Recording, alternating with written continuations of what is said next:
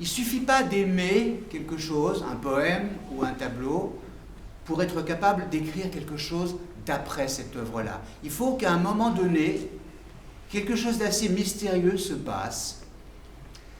Bacon, le peintre, disait que quand il commence à peindre, il place des éléments sur sa toile, comme ça, et à un moment donné, il sent qu'il y a là un chemin par lequel il peut passer. C'est un peu ça le déclic en question. C'est pas seulement aimer, c'est sentir que, à travers quelque chose que vous aimez, vous allez pouvoir tracer un chemin où vous pouvez passer. Et ce déclic, il est arrivé quand Bruno Ballou a sorti un livre de sa peinture, où il y a tout d'un coup toute son œuvre qui est rassemblée. Quand j'ai tenu ce livre entre mes mains, là, il s'est passé quelque chose. Je ne pouvais plus me dérober et j'ai écrit donc cette œuvre qui regroupe 7 pièces séparées sur 7 tableaux. Alors, c'est comme si c'était 7 petites trinités, si vous voulez. Il y a à chaque fois quelque chose qui associe donc un tableau, un poème et une musique. Alors, le premier tableau, c'est une peinture qui représente une femme qui est une femme fontaine, une sorte de déesse un peu mythologique. Et là, j'ai eu envie de prendre un poème de Dante. Ce poème, alors Philippe Jacotet dit que c'est un des rares poèmes vraiment simplement heureux de Dante. C'est pas une grande vision extatique du paradis ou de l'enfer, ou c'est pas un poème d'amour absolument sublime et passionné. C'est quelque chose de plus simple. Dante s'adresse à ses amis et il leur dit, vous le voyez sur le texte que vous avez sous les yeux, venez avec moi, on va prendre une barque et on va emmener nos compagnes avec nous. Et parmi ces compagnes, il y a une femme mystérieuse que Dante appelle celle qui est sur le numéro 30. Et j'ai demandé à un érudit italien qu'est-ce que c'était que cette femme qui est sur le numéro 30. Il m'a dit que c'est vraisemblablement Béatrice, c'est-à-dire la femme que Dante a aimée toute sa vie.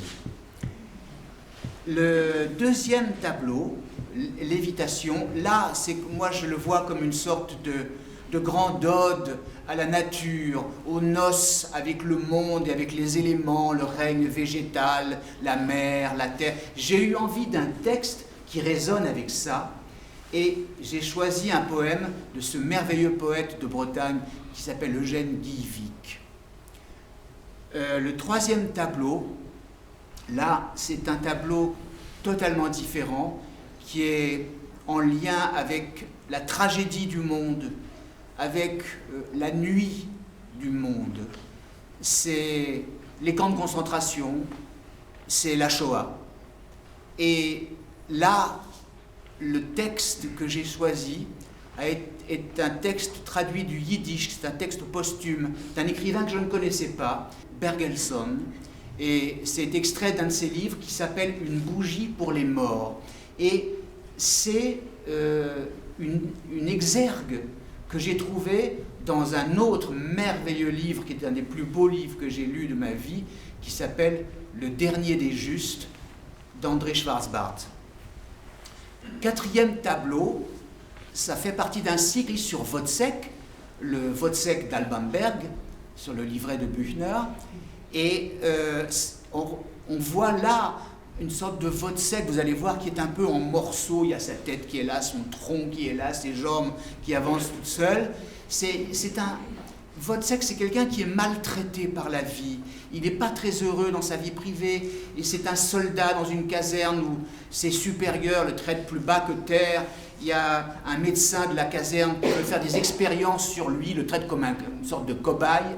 Il a en tête que s'il fait un régime alimentaire bien particulier, s'il ne mange que des haricots ou que des petits pois, ça va transformer sa vie. Et c'est un tableau où il y a aussi il y a du tragique, mais il y a aussi du grotesque, vous allez voir. Cinquième tableau, là, c'est un tableau iconoclaste.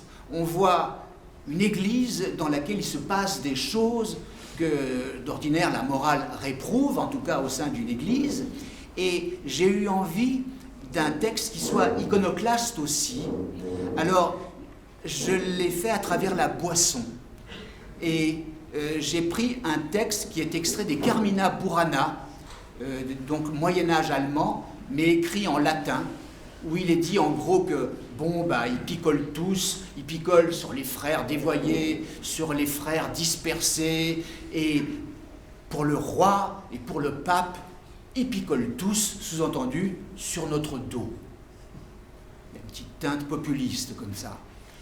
6e tableau, alors ça c'est complètement différent encore. Là c'est un tableau très tendre qui s'appelle La Chambre de Gaspard, qui représente le fils de Bruno Ballou et de sa femme Véronique, endormi dans sa chambre avec ses soldats de plomb par terre.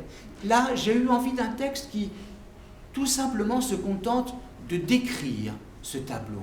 Qu'est-ce que j'y vois? Alors, j'ai pas pu faire autrement que d'écrire moi-même un texte, sans ambition particulière, simplement pour répondre à cette envie de décrire ce que je voyais. Le dernier tableau, alors à nouveau on passe dans un paysage psychique complètement différent, c'est une femme totalement démunie, dans un climat de désolation totale, qui est là, nue, et qui n'a plus rien. Et autour d'elle, la vie continue, ce qui accentue encore plus cette désolation. La vie continue, il y a des gens qui font du canoë-kayak à côté, sur la Seine, et elle est là sur une espèce de bateau qui n'en est pas vraiment un. Il y a un feu qui brûle, on ne sait pas pourquoi, il y a un chien, enfin c'est très très étrange. Et là, devant un tableau empreint d'une telle désolation, le texte qui est venu spontanément, c'était un texte religieux. C'est le texte de l'Agnus Dei, auquel j'ai rajouté 2 phrases extraites de la liturgie orthodoxe russe. Je vous l'ai dit, je ne peux pas m'en empêcher. C'est le Christ qui dit à sa mère: « Ne pleure pas sur moi, mère, dans la tombe je suis. »